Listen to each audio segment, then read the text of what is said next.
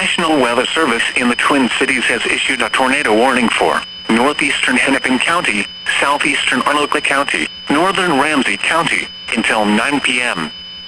At 8:23 p.m., a severe thunderstorm capable of producing a tornado was located over Brooklyn Park, or 10 miles north of Minneapolis, moving northeast at 65 miles per hour.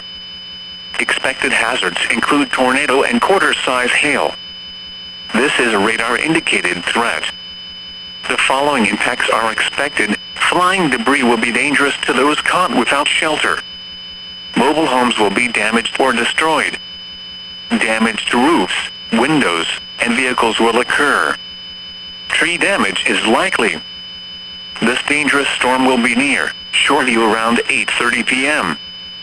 Blaine, Lino Lakes and Ham Lake around 8:35 p.m. Hugo around 8:40 p.m. Other locations in the path of this tornadic thunderstorm include Forest Lake. Take cover now.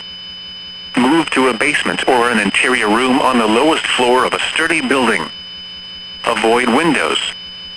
If you are outdoors, in a mobile home, or in a vehicle, move to the closest substantial shelter and protect yourself from flying debris.